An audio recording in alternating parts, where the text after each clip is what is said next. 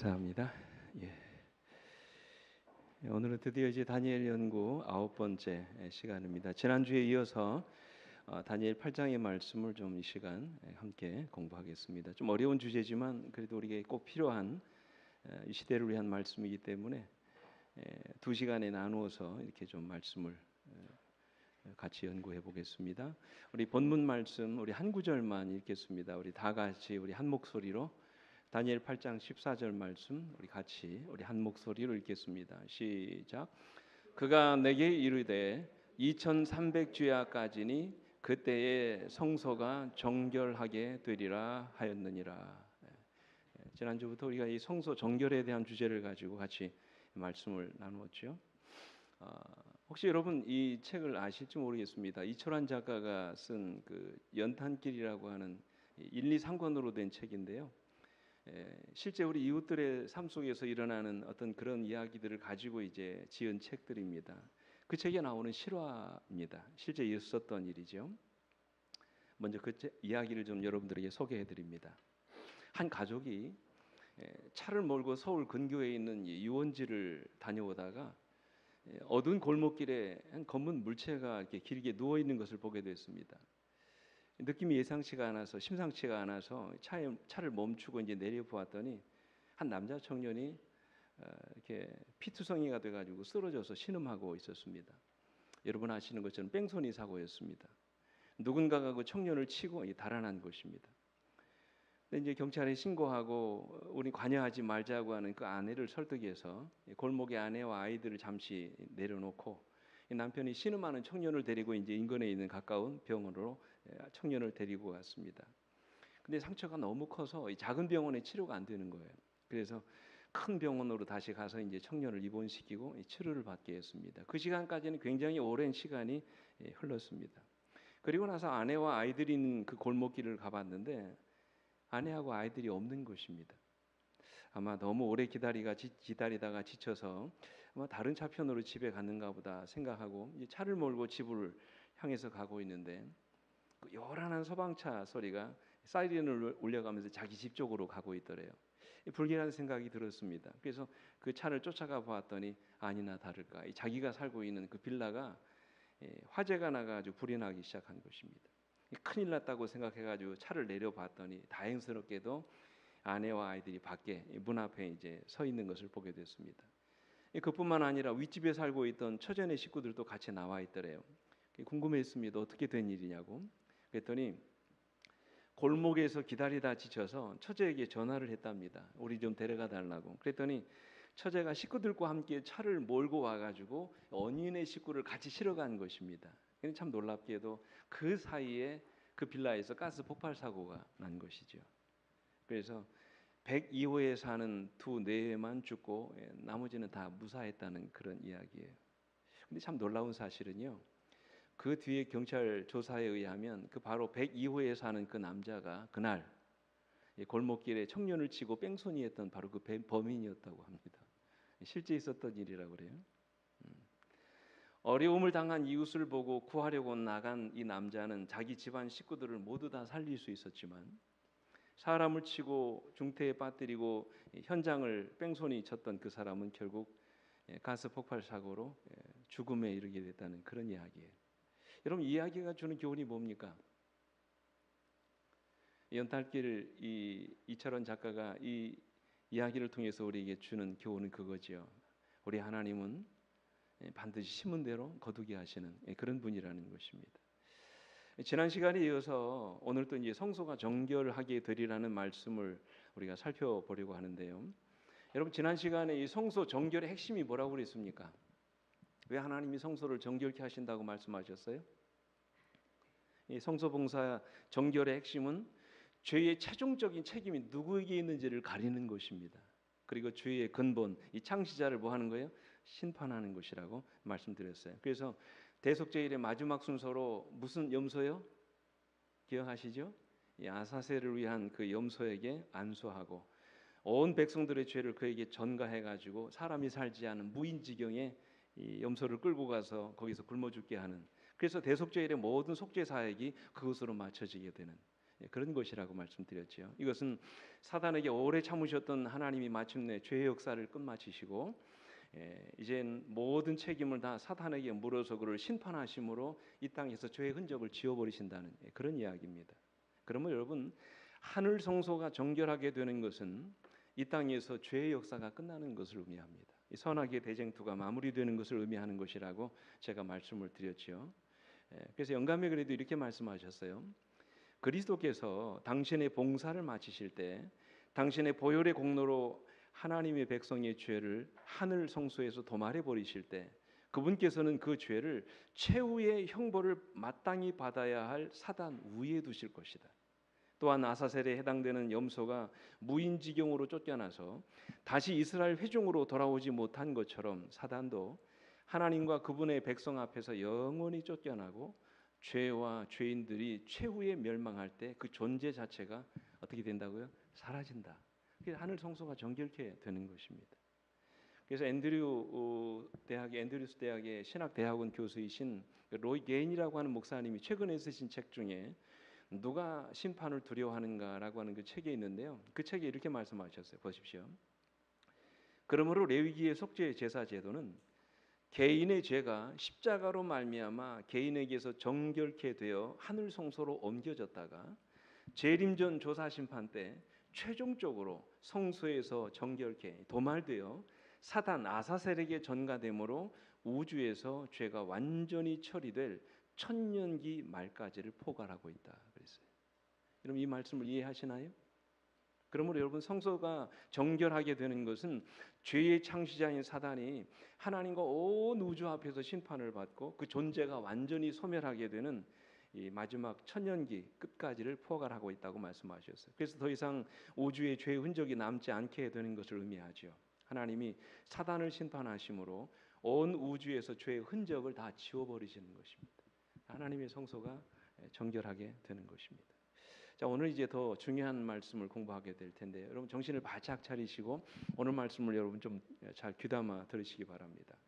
둘째로 성소가 정결하게 되는 그 의미는요. 구원받은 이 의인들의 용서받은 기록이 하늘 기록책에서 어떻게 되는 거예요? 깨끗이 지워지는 것을 말합니다. 이게 우리가 지금까지 알고 있는 대부분의 의미죠. 이게 조사 심판의 목적이라고 말씀을 하세요. 그러니까 마지막 재림 전에 이 조사 심판을 통해서 하늘 기록책에 기록된 우리의 모든 죄의 기록들을 어떻게 하신다고요? 도말해 버리신다고 말씀하셨어요. 궁금한 게 있습니다. 이 말씀을 이렇게 말씀드리면 보십시오. 이미 우리는 죄 용서받은 사람들이에요. 인정하십니까? 오늘 그리스도의 피로 오늘 여러분과 저의 모든 죄가 다 어떻게 됐습니까? 용서됐지요. 정결케 됐습니다. 그러니까 우리가 죄를 자백하고 용서를 구하는 순간 하나님이 우리 모든 죄를 다 사하시고 모든 불의에서 우리를 어떻게 하신다고요? 깨끗하게 하신다고 말씀하셨어요. 여러분 그러면 끝난 거 아닙니까? 이게 의문이에요. 정결케 되면 끝난 거 아닌가요? 근데 왜 굳이 다시 조사를 한다는 말씀이에요? 여기서 많은 이 목회자들과 신학자들이 또 일반 개신교인들이 이제 하나의 미스터리에 빠집니다. 이미 용서받은 죄의 기록을 다시 들추는 이유가 뭐냐는 거예요. 그럴 필요가 없다는 거죠. 이미 십자가에서 모든 구속이 다 완성됐는데 지금 우리 교단을 떠나가고 있는 많은 분들이 그런 지금 의문점을 이야기하잖아요. 십자가의 구속은 완벽했다는 거예요. 그러므로 다시 그 죄를 끄집어내서 조사 심판할 필요 없다는 것이지요. 이 조사 심판의 어떤 기록은 성서적이지도 않고 복음적이지도 않다 그렇게 얘기합니다. 실제로 요한복음 5장 24절에 보십시오. 내가 진실로 진실로 너에게 이르노니 내 말을 듣고 또 나 보내신 이를 믿는 자는 보세요. 뭐를 얻었고? 영생을 얻었고 그리고 뭐 하라고 말씀하셨어요? 심판에 이르지 않는다고 말씀하셨어요. 이르지 않는다고 해서 왜 심판하십니까? 이 같은 요한복음 3장 18절에 보십시오. 그를 믿는 자는 뭐를 받지 않는다고요? 심판을 받지 않는다고 말씀하셨어요. 그러니까 여러분 조사 심판은 없는 것입니다. 이 말씀대로라면 분명히 말씀하셨잖아요. 그를 믿는 자는 심판을 받지 아니할 것이요 믿지 아니하는 자는 하나님의 독생자의 이름을 믿지 아니함으로 벌써 심판을 받은 것이니라 그랬어요. 여러분 이 조사 심판을 어떻게 우리가 조화시킬 수 있을까요? 여기서 주님이 말씀하신 심판의 의미가 과연 무엇인가 하는 것이죠. 그것은 우리가 장차 받을 이 심판을 의미하는 것이 아닙니다. 그렇다면 여기서 말하는 심판은 무엇을 의미할까요? 우리 쉬운 성경은 이렇게 말씀하셨어요. 이 말씀을 이렇게 번역하셨습니다. 여러분이 좀 쉽게 이렇게 번역했어요. 하나님의 아들을 믿는 사람은 유죄 판결을 받지 않는다. 그러나 그를 믿지 않은 사람은 이미 유죄 판결을 받은 것이다. 그것은 사람이 하나님의 독생자의 이름을 믿지 않았기 때문이다. 그랬어요. 여기서 말하는 이 심판이 무슨 의미입니까? 더 이상 정죄받지 않는다는 말이죠. 로마서 8장 1절의 말씀처럼 누구든지 그리스도 안에 있으면 뭐를 받지 않는다고요? 정죄함이 없다고 그렇게 말씀하셨어요. 그러니까 여러분, 우리가 예수 믿고 하나님의 자녀가 되는 그 순간 우리는 율법의 정죄에서 해방되고 자유케 되는 것이죠. 맞습니까? 틀립니까? 맞습니다. 죄인의 신분에서 의인의 신분으로 바뀌는 것입니다.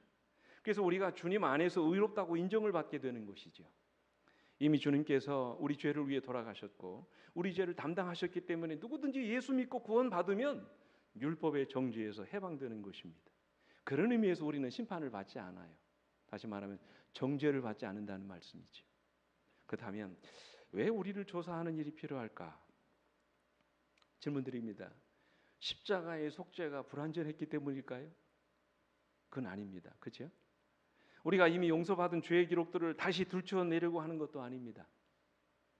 우리를 구원하신 예수님의 행위가 정말로 공정한지 의로운지를 확인하는 것입니다. 이미 우리는 예수 믿고 구원받았지만 이 모든 과정이 얼마나 공정하고 의로운지를 온 우주의 거민들 앞에서 확인하는 것이에요. 여러분, 이게 조사심판의 의미입니다. 정말 중요한 내용이에요.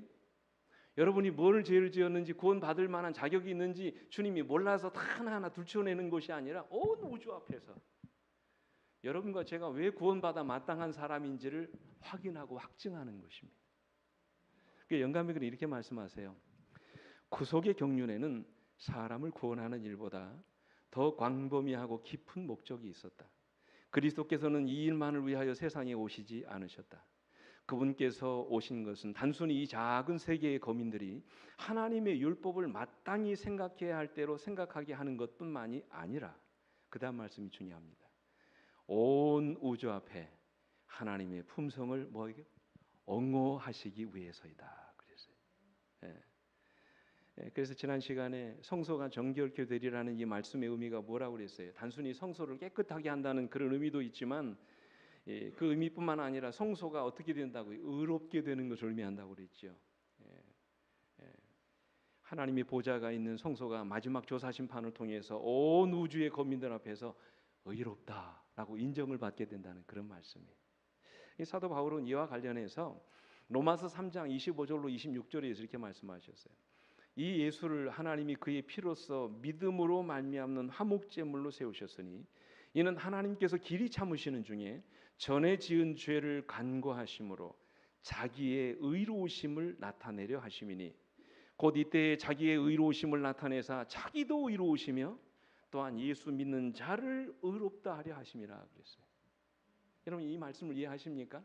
십자가의 사역에는 두 가지 이 목적이 있습니다. 첫째는 십자가로 말미암아 누구도 의롭게 되시고요, 하나님도 의롭게 되고 또 예수 믿는 그 사람 우리도 의롭게 되게 하시기 위함이라고 말씀하셨어요. 십자가는 개인의 죄뿐만이 아니라 하나님이 온 우주 앞에서 받으실 그 의롭게 됨을 위해서 필요하다는 그런 말씀이에요.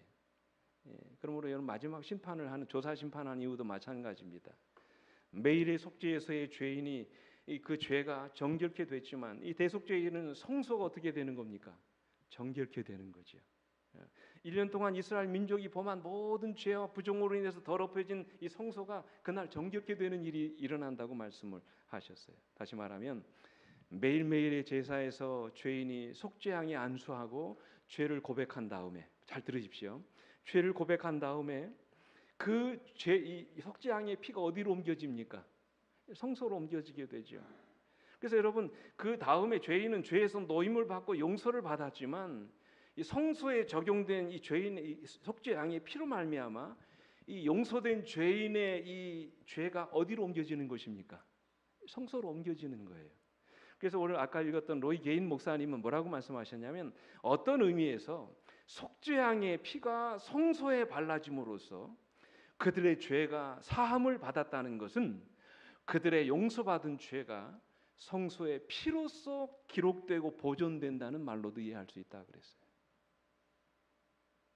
좀 어렵습니까? 다시 한번 읽어드릴게요.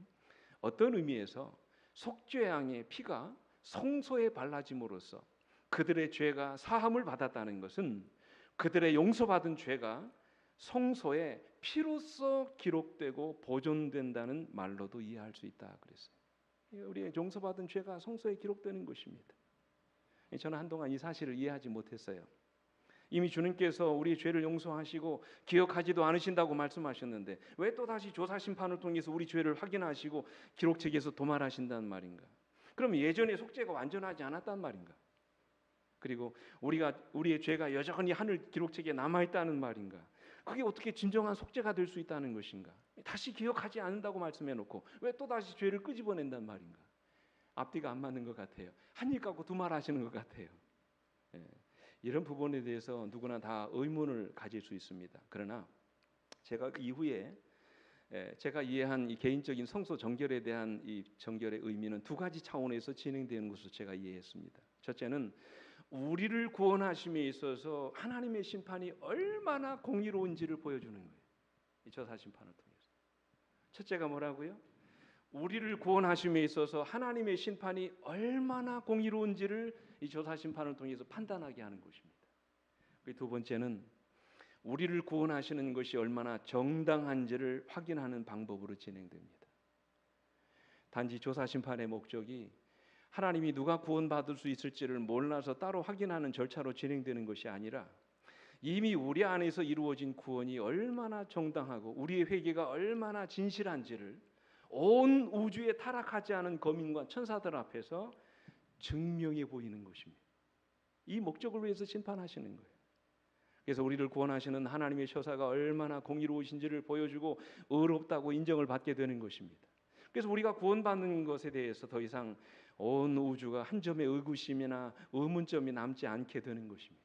다시 말하면 그저 밀실에서 하나님과 우리 두 사람만 알고 끝내는 그런 구원이 아니라 온 우주의 거민들이 지켜보는 가운데서 우리를 구원하신 하나님의 구원이 얼마나 정당하고 의로우신지를 보여주시는 거예요. 이게 조사심판의 목적입니다. 그래서 영감비글은 이렇게 말씀하셨어요. 마치 모형적 지상성교의 정결이 그것을 더럽혀왔던 죄를 도말함으로 되었던 것처럼 하늘 성소의 실제적인 정결도 거기에 기록된 죄를 도말하거나 제거해 버림으로 이루어진다. 그러나 이 일이 이루어지려면 누가 죄를 회개하고 그리스도를 믿는 믿음으로 속죄의 혜택들을 받을 자격이 있느냐 하는 것을 결정하기 위하여 기록책을 조사하는 일이 있어야 한다. 그러므로 성소의 정결에는 조사하는 일, 곧 심판하는 일이 포함되어 있다. 그랬어요. 그때 사단이 그 심판하는 자리에서 뭐를 들고 나올까요? 우리를 범죄자로 고소합니다. 우리 과거를 들먹거리고 우리를 의혹에 빠뜨리고 유혹에 빠지게 했던 그런 죄를 다 지적하면서 우리 죄를 지적합니다. 우리 품성의 결함과 죄들을 지적하면서 우리는 구원받을 자격이 없다고 우리를 참소합니다. 그때 선지자의 글에 보면 이렇게 말씀하셨어요. 예수께서는 그들의 죄에 대하여 변명하지 않으신다. 그러나 그들의 회개와 믿음을 보여주시고 그들이 용서받은 것을 주장하신다 그랬어요. 그 자리에서 우리의 변호인으로서. 다시 말씀드리면 레위기의 매일의 봉사를 통해서 죄인 개인의 속죄는 속죄양의 피를 번제단 뿔에 또는 성소에 바른 이 적용함으로써 충분했습니다. 그것으로서 개인의 죄는 죄인으로부터 도말되었습니다. 그렇게 하면 언제든지 개인을 위한 속죄가 완성된 것입니다. 더 이상 속죄가 필요하지 않습니다. 즉 매일같이 죄인이 십자가로 이루어진 대속적인 희생을 믿음으로 받아들이면 개인을 위한 속죄는 완성됩니다. 그것으로 충분합니다. 그러나 이러한 속죄의 은혜를 입은 기록들이 공개되고 우리가 구원받아 마땅한 하나님의 자녀임을 온 우주의 거민들 앞에서 확인하는 절차가 필요한 것입니다. 이해되십니까? 그래서 조사 심판을 하는 거예요. 그래서 로이 게인 목사님이 이 말씀 보십시오. 이렇게 말씀하셔요. 이 책에서 십자가의 속죄로 말미암아 죄인은 믿음으로 언제든 누구든 용서받고 속죄를 경험할 수 있지만 십자가의 대속적 희생으로서 죄인을 용서하시는 하나님의 그 놀라운 자비가 과연 공정한지, 의로운지, 공의로운지가 온 우주 앞에서 객관적으로 평가되고 확인되고 옹호되는 속죄의 무슨 국면이 필요하다고요? 우주적인 국면이 필요하다. 이해되시죠, 여러분? 그러니까 하나님과 우리 사이만 문제가 아니라는 거예요. 오늘 여러분과 저를 구원하시는 이 문제는 우리 안에뿐만 아니라 우주적인 그런 국면이 필요하다는 그런 말씀이에요. 그러면서 이렇게 말씀하셨어요.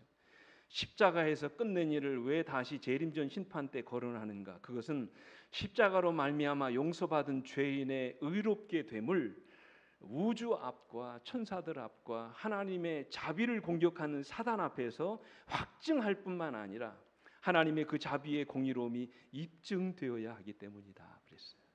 예. 그러면 여러분, 재림전 심판은 십자가에서 끝나버린 속죄를 다시 시작하는 것이 아니에요.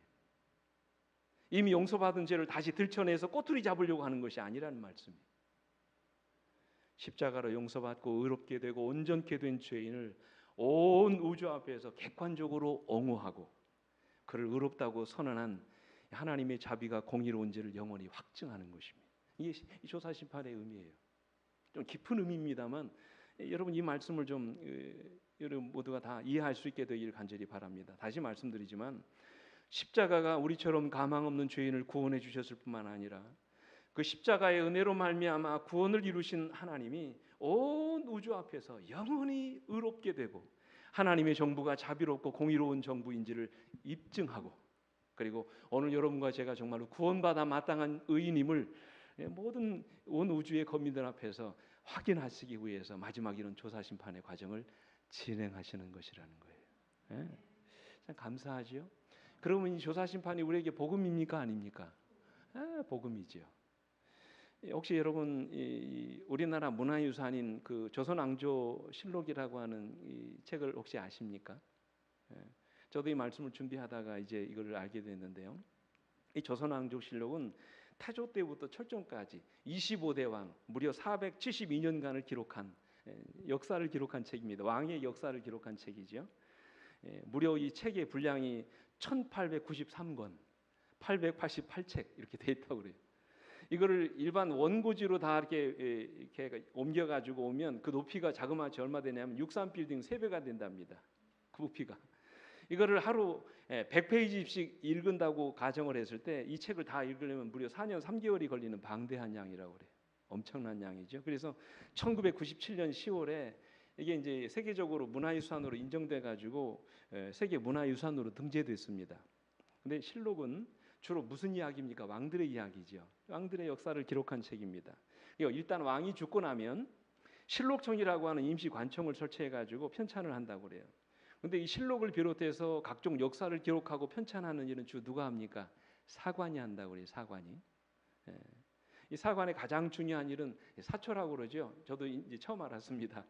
이 사실 그대로를 다 기록하는 거예요. 심지어 왕이 뭐를 먹었고 누구와 이야기하고 그냥 따라다니면서 적는 것입니다. 이 어전 회의는 물론이고 왕과 신하가 단독으로 만난 자리까지 다 쫓아다니면서 그걸 일일이 다 기록한다고 그래요. 그러니까 여러분, 그 양이 얼마나 많겠습니까? 이처럼 사초는 역사 기록의 기초 자료이기 때문에 첫째는 사실 그대로 기록해야 된다는 거예요. 가장 중요한 것입니다. 그리고 사관들 외에는 그 누구도 이 사초를 볼 수 없다고 합니다. 심지어 누구도요? 왕도 보지 못했다고 합니다. 한번 기록된 사초는 절대로 고칠 수가 없었다고 그러죠. 그러다 보니까 왕이나 관료들로서는 자신에 대해서 뭐라고 기록됐는지 굉장히 궁금해했대요. 근데도 불구하고 왕이라 할지라도 그 사초를 볼 수 없었다고 합니다. 하지만 사초가 공개되면 사관들이 어떻게 될까요? 왕의 눈치를 보게 될 것이고 사실대로 기록할 수 없었기 때문에 법으로 왕도 보지 못하도록 막았다는 것입니다. 그 이유는 왕과 관료들이 바른 정치를 하도록. 그러니까 이 왕이 하는 모두 일거수일투족이 역사 앞에 다 공개되고 기록되어 가지고 남는다는 사실 때문에 자기가 하는 행동들을 함부로 할 수 없는 것입니다. 한 번은 태종이 사냥을 나갔다가 말에서 떨어졌답니다. 이 명색이 왕인데 사냥을 하다가 떨어진 거예요. 부끄러웠습니다. 근데 딱 보니까 사관이 없더래요. 그래서 신하한테 얘기했답니다. 절대 오늘 말에서 떨어진 거 기록하지 말라고 그래라. 그렇게 했답니다.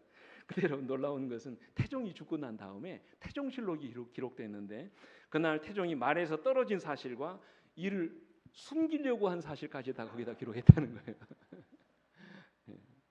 하지만 이 세종 여러분 아시죠? 세종대왕이 그 아버지 태종의 사초가 몹시 보고 싶었습니다.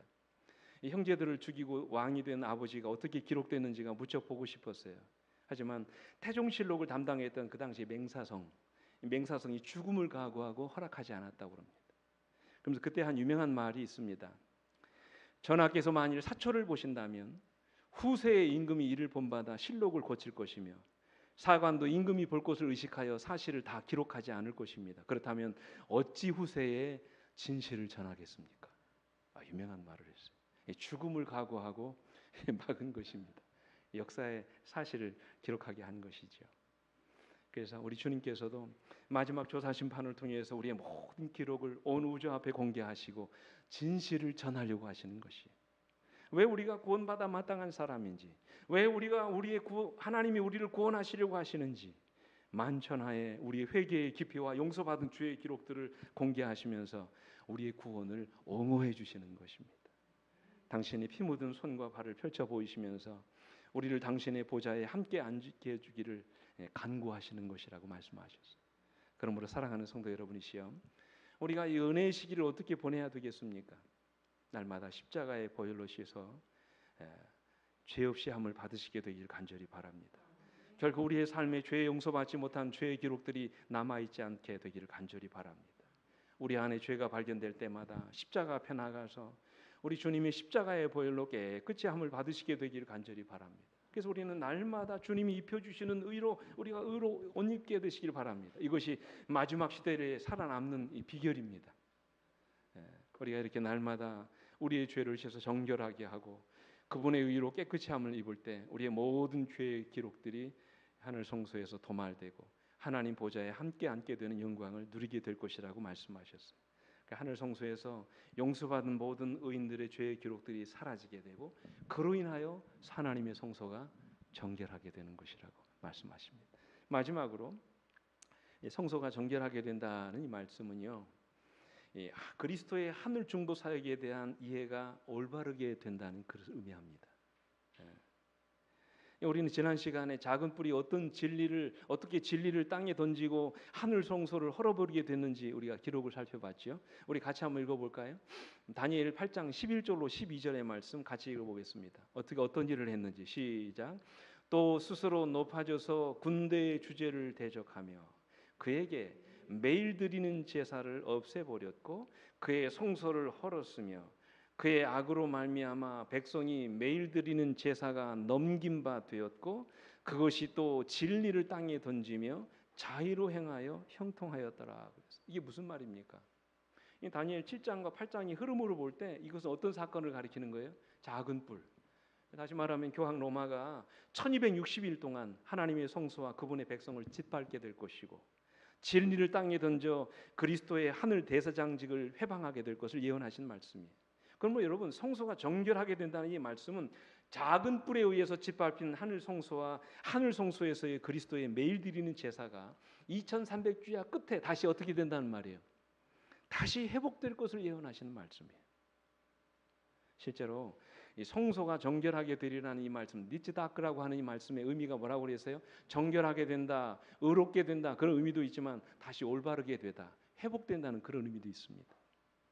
그러므로 여러분 2300주야의 끝인 1844년 이후로 그리스도의 하늘 성소에서의 중보 사역에 대한 이해가 우리가 새롭게 되는 것입니다.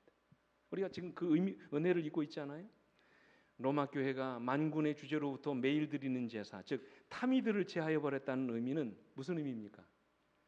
로마 교회의 거짓 가르침에 의해서 하늘 성소에서 행하시는 그리스도의 매일의 중보 사역이 어떻게 된 것입니까? 찬탈을 당한 것을 의미합니다. 그리스도의 매일 드리는 제사가 뭡니까? 예수님이 매일 드리는 제사가 뭐예요? 오늘 여러분과 저를 위해서 뭐 하시는 것입니까? 중보하시는 것이죠. 그러면 여러분 작은 뿔이 매일 드리는 제사를 없애버린다는 그 예언은 하늘 성소에서 날마다 행하시는 그분의 중보, 그분의 간구 그리고 대언하시는 봉사 사역이 찬탈될 것을 의미하는 거예요. 실제로 교황권이 그리스도의 하늘 제사장직과 그분의 중보 사역을 다 가로채 버렸잖아요. 그죠? 어떻게 없애 버렸습니까? 본교의 주석이 이렇게 말씀하셨어요. 매일 드리는 제사를 제한한다는 것은 교황권이 그리스도 안에서 모든 신자가 자발적으로 이루는 연합을 가시적 교회 안에서 강제로 이루어지는 연합으로 보이지 않는 교회의 머리이신 그리스도의 권위를 눈에 보이는 머리, 즉 교황의 권위로 모든 신자가 그리스도께 직접 나아가는 것을 성직자 계급의 제도로, 그리스도를 믿는 믿음으로 받는 구원을 교회가 정한 행위를 행함으로 받는 구원의 제도로. 그 다음 말씀 보십시오.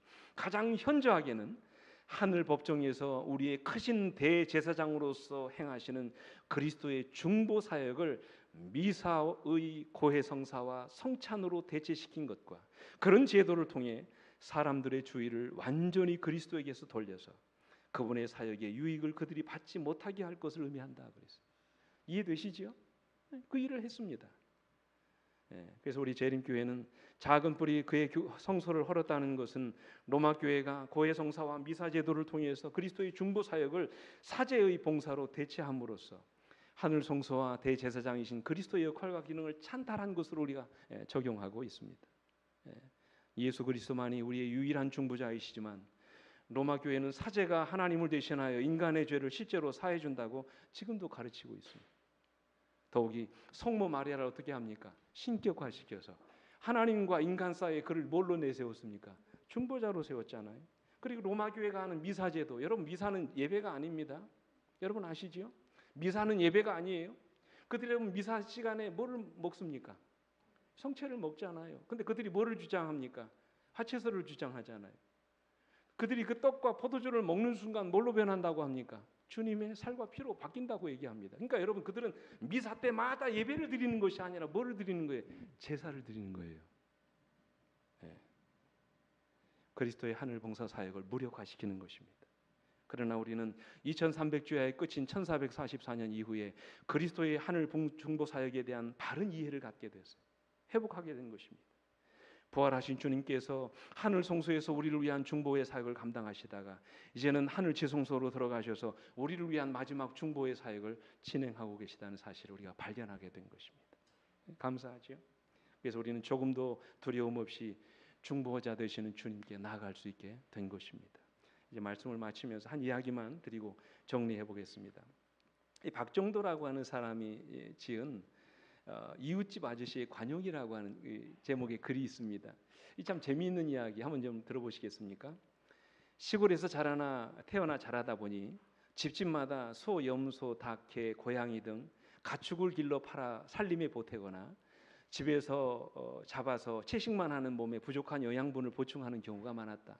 옛날에는 그런 일들이 있었잖아요. 우리 집도 예외가 아니라서 가축을 길러 집안 살림에 보탰는데 가축을 보살피는 것은 거의 내 몫이었다. 낮에는 산이나 들, 집의 집마당에 풀어놓아 자유롭게 놀다가 밤에는 우리에 가두어 두었다. 하루는 저녁 무렵에 닭을 우리에 가두어 두려고 하는데 이웃집 닭 몇 마리가 섞여 놀고 있었다. 이웃집의 닭을 내쫓고 우리 닭만 가두었는데 한 마리가 계속 맴돌며 가지 않았다. 나는 이웃집 닭을 내쫓는다고 장작개비 하나를 집어 던졌는데 그만 그 닭이 장작개비에 맞아 죽어버렸다. 겁이 덜컥 나서 얼른 죽은 닭을 옆집 볏짚 가지 속에 숨기고는 모른 척했다. 그러나 이웃집에서는 어떻게 알았는지 나의 소행임을 눈치채고 나를 불렀다. 추녁이 들어 야단 맞을 준비를 하고 있었는데 이웃집 아저씨는 이미 닭은 죽었으니 너무 염려하지 말라고 오히려 나를 안심시켰고 그 닭으로 맛있게 한 요리를 같이 먹자고 하셨다. 그리고 누구나 실수를 할 수 있으니 염려하지 말고 다음부터는 아저씨네 가축도 잘 돌봐달라며 머리까지 쓰다듬어 주셨다. 그 책이 그 글의 마지막 부분은 이렇게 마칩니다. 그때 잘못을 저지르고 용서받은 뒤로 나는 남의 잘못이나 실수를 보면 자초지종을 면밀히 살핀 뒤에 관대히 처리하는 버릇이 생겼다. 사람의 눈에는 상대의 장점보다는 단점이 먼저 보이고 실수나 과오를 관대하게 받아들이기가 어렵다. 불가피한 실수일 경우에는 꾸중보다는 애정 어린 격려나 따스한 충고가 그 사람을 성숙하게 만드는 촉진제가 되지 않을까 싶다. 경험을 통해서 안 거예요. 여러분 우리에게는 이런 중보자가 계시죠? 그죠? 누구십니까? 예수 그리스도. 히브리 4장 15절로 16절에 우리에게 있는 대제사장은 우리의 연약함을 동정하지 못하실 리가 아니요 모든 일에 우리와 똑같이 시험을 받은 이로되 죄는 없으시니라. 그러므로 우리는 긍휼하심을 받고 때를 따라 돕는 은혜를 얻기 위하여 은혜의 보좌 앞에 담대히 나아갈 것이니라 그랬어요. 사랑하는 성도 여러분, 이러한 대제사장이 오늘 또 우리를 위해서 중보하고 계심을 인하여 하나님께 감사하시기 바랍니다. 이 세상에 그 누구보다도 나를 가장 잘 아시는 주님께서 나의 연약함을 도와주시고 나에게 사단과 맞서 싸울 수 있는 힘을 주시기 위해서 준비하고 계심을 믿으시게 되기를 간절히 바랍니다. 그러므로 이 시간 누구든지 그분의 이름을 힘입어 은혜의 보좌 앞으로 나아가는 자는 날마다 새 힘을 얻게 될 것입니다. 우리의 형편과 처지를 다 아시는 주님, 우리의 연약함을 아시고 도와주시기 위해서 기다리시는 주님이 계시는 한 우리는 결코 실패하지 않게 될 것입니다. 우리에게 이토록 좋은 제사장이 계심을 인하여 감사하고 그 주님의 중보하심을 통해서 날마다 승리하시는 여러분과 제가 되기를 간절히 바라면서 말씀 마치겠습니다. 기도하시겠습니다. 아버지 하나님, 오늘도 우리를 위한 이 놀라운 복음의 말씀을 이 시간 깨닫게 해주셔서 감사합니다. 이 심판이고 나를 위한 심판이고 나를 변호하기 위한 심판이며 내가 구원받아 마땅한 의인임을 확증하는 심판인 것을 이 시간 또 말씀해 주셨습니다. 아버지, 이 놀라운 이 구원의 복음을 우리 마음속에 언제나 기억하고 오늘 주신 말씀처럼 우리 은혜의 보좌 앞에 항상 담대히 나아가 때로 우리가 때묻고 죄 지은 우리 자신들을 주님 앞에 다 털어놓고 매일 매 순간 주님의 십자가의 보혈로 깨끗이 정결함을 입는 우리 모두가 될 수 있도록 하나님 은혜 입혀 주시옵소서. 그래서 이 마지막 이 은혜의 시기를 살아가는 우리 모두가 단 한터럭도 죄된 기록들을 그대로 남겨두지 않게 하시고 용서받지 못한 죄의 기록들이 우리 삶에 남아있지 않도록 날마다 주님 십자가의 보혈로 우리 자신의 모든 죄들을 깨끗이 하는 우리 성도들 되게 해 주시옵소서. 예수님 이름으로 간절히 기도드립니다.